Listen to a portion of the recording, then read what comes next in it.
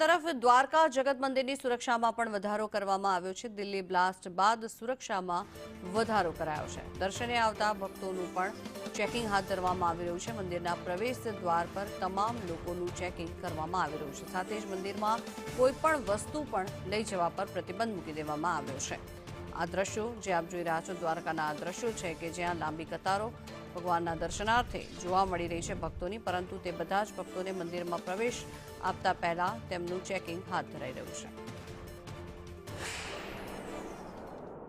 ગઈકાલે જે Delhi bomb blast થયો હતો, જે ચાલુ કારમાં લાલ કિલ્લાની સામે, તેને પગલે સમગ્ર ગુજરાતના દરેક મંદિરો એલર્ટ છે। અને ખાસ કરીને હું યાત્રાધામ દ્વારકાની વાત કરીશ કે યાત્રાધામ દ્વારકા જે જગત મંદિર છે, અવારનવાર જે આતંકવાદીના જે લિસ્ટમાં આ મંદિર આવી રહ્યું છે, ત્યારે હાલમાં જે આ બોમ્બ બ્લાસ્ટને લઈ અને જગત મંદિરની સુરક્ષામાં ચુસ્ત પોલીસ બંદોબસ્ત સાથે વધારો કરી દેવામાં આવ્યો છે।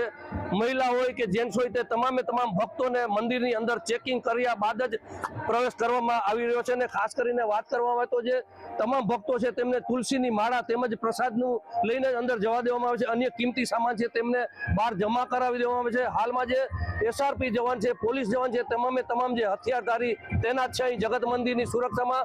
સ્વર્ગદ્વાર હોય, મોક્ષદ્વાર હોય, જે બંને જગ્યાઓમાં મંદિરની ચારે ફરતો સુરક્ષા બંદોબસ્ત હાલમાં ગોઠવી દેવામાં છે, કેમ કે જે બોમ્બ બ્લાસ્ટ થયો તેને લઈને હાલમાં સુરક્ષા છે તે એલર્ટ છે। અને ખાસ કરીને જગત મંદિરમાં મોટી સંખ્યામાં પોલીસ તેમજ એસઆરપી જવાનોની સુરક્ષામાં વધારો કરી દેવામાં આવ્યો છે।